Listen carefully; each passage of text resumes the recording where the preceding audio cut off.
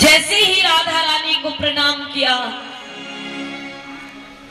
आज से 100 साल पहले के समय में पहुंच जाइए।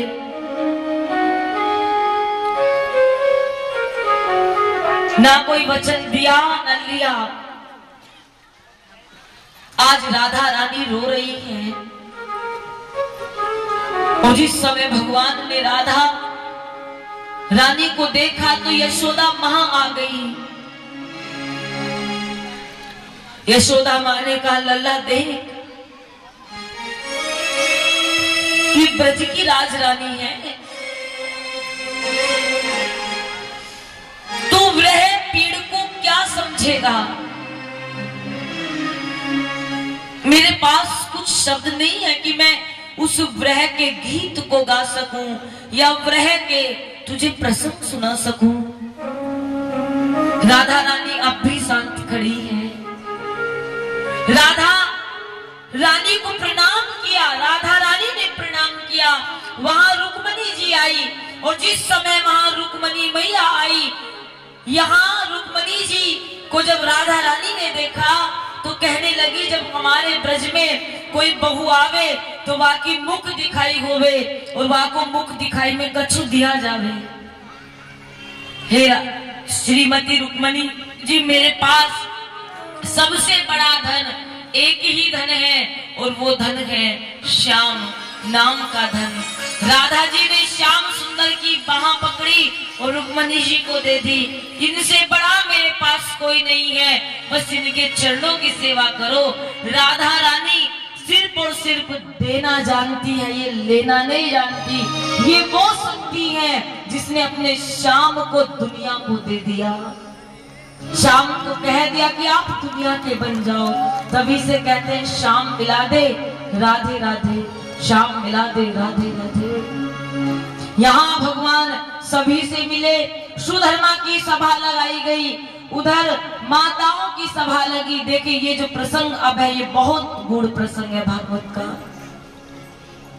उस समय 16,108 रानियां रोहिणी जी के पास थी।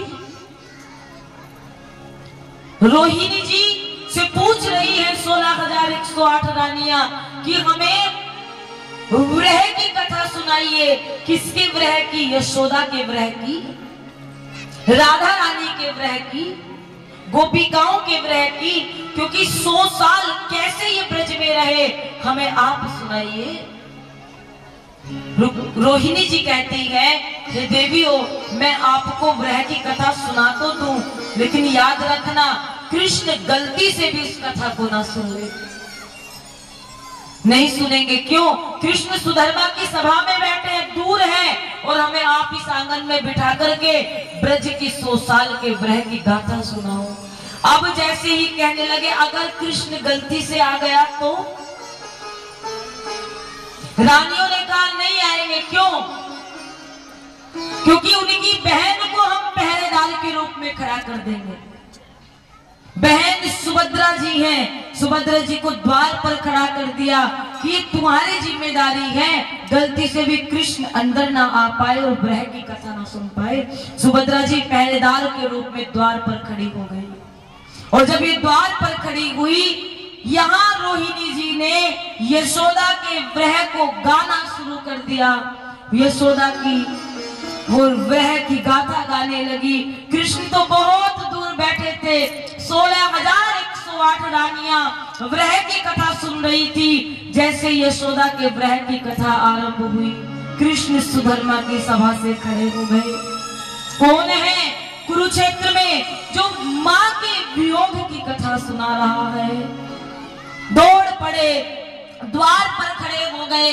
सुभद्रा द्वार पर खड़ी खड़ी रो रही है, भूल गई, याद नहीं रहा कि कृष्ण को रोकना था।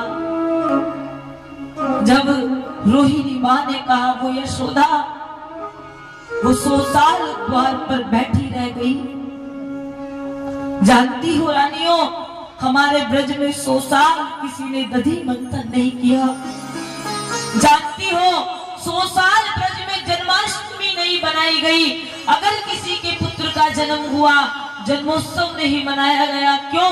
अगर हम अपने लल्ला का जन्मदिन मनाएंगे तो यशोदा को कृष्ण की याद आ जाएगी। कृष्ण द्वार पर खड़े हैं, सुभद्रा रो रही है, बाल भूल गई तन की, सब भीग रहे हैं, सर्वांगनी राधा रानी रो रही है। सुधर्मा की सभा में इंद्र कहते कहां है द्वारिकानाथ, लेकिन द्वारिकानाथ तो सुभद्रा के बराबर में खड़े होकर के